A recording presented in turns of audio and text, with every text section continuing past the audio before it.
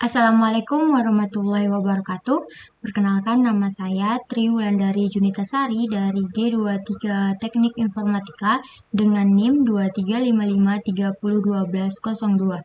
Di video pertemuan 10, saya akan menjelaskan dan mendemokan yang telah saya buat, yaitu 4 step layout yang menjelaskan wiki ONNX. Nah, pemahaman masalahnya, saya harus membuat halaman wiki, di mana saya membuat paket baru. Ini ada wiki, kemudian saya pastikan di bagian home fragment, tepatnya di fragment home, saya menambahkan button baru nih, button wiki yang bisa diklik. Tentunya saya mengarahkan di bagian home fragment.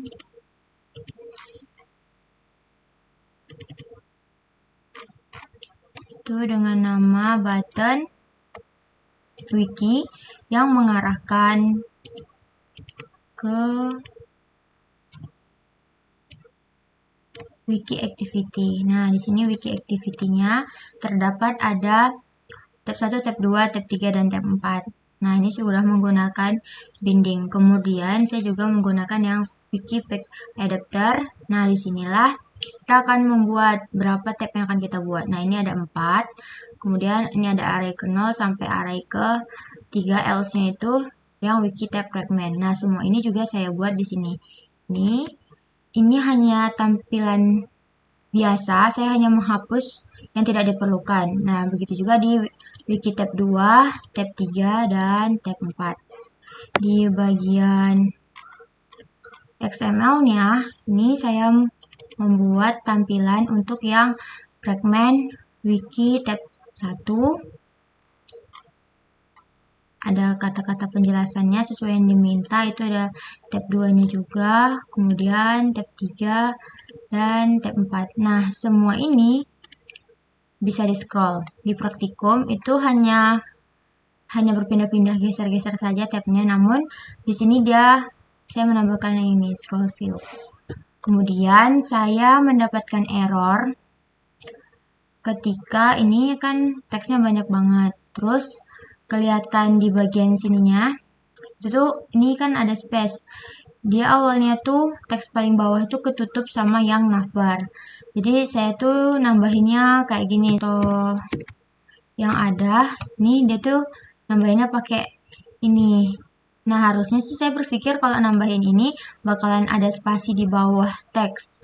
Tapi malah error, dan solusinya itu di bawah teks agar tidak ketutup navbar itu menggunakan yang ini. Jadi saya bikin spasi itu sejarak 800 dp. Baik, saya akan mendemokan hasil yang telah saya buat. Ini tampilan home-nya. Nah, di sini yang wiki ONNX-nya. Nah, ini ada toolbar wiki ONNX. Nah, di bagian tab 1 ini kelihatan saya sudah menambahkan tambahan agar kelihatan lebih bagus. Ini warnanya sesuai dengan warna yang saya punya, warna pink tua. Terus ketika kita masuk ke bagian ini, dia akan ada background warna abu-abu. Pindah, nah itu. Nah, di tab 1 ini dia pengenalan ONNX. Di sini ada pengenalannya. Kemudian ada manfaat utama dari ONNX ini. Format model. Contoh penerapannya di dunia nyata. Dan kesimpulannya, jadi ONNX ini merupakan solusi standar yang mempermudah untuk kita membuat model AI di framework. Jadi kita menerapkan machine learning. Nih, kepanjangannya itu Open Neural Network Exchange.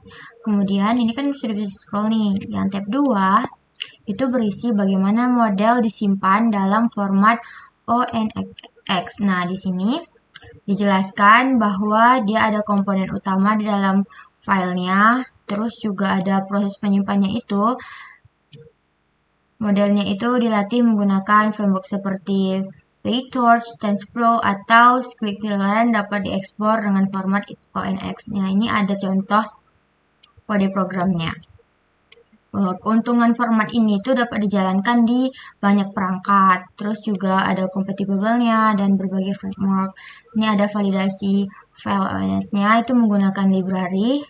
Jadi dia punya library tersendiri, kemudian kesimpulannya itu menyimpan model dalam format ONNX yang mungkin integrasi lintas framework. Jadi model yang udah dibuat dia tadi kita bisa langsung masukkan nih ke aplikasi Android kita dan sudah ada machine learning-nya.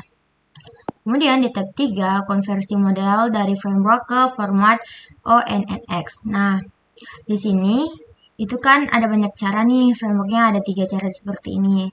Nah, pertama itu konversinya dari PyTorch ke ONNX ini, dia menyediakan fungsi bawaan. Nah, ini dia ada fungsi bawaannya untuk mengekspor model ke format. Nah, ini adalah contoh kode sederhananya. Kemudian dikonversi dari TensorFlow, ini juga menggunakan library TF2 ONNX. Proses konversi ini dilakukan melalui command line. Nah, ini contoh kodenya. Kemudian yang ketiga itu dari yang framework scikit-learn ke ONNX scikit-learn. Nah, di sini dia juga ada library-nya yang namanya SKL2ONNX. Ini ada contoh kodenya. Di tab keempat atau tab terakhir ini dataset yang digunakan dalam project ticket. Nah, saya mencari dataset ini di Kaggle bernama Flagfare Prediction. Dataset yang tersedia ini ada di platform Kaggle. Nah, datasetnya ini memiliki beberapa kolom. Ini ada nama maskapai, kota asal, kota tujuan, sampai harga tiket. Dataset ini saya pilih karena dia sesuai dengan sistem saya, yaitu tiket pesawat. Kemudian fitur utamanya itu bisa digunakan, ini ada kolom airline, source, destination, sampai duration. Nah, outputnya itu atau targetnya bisa memprediksi harga dari si tiket.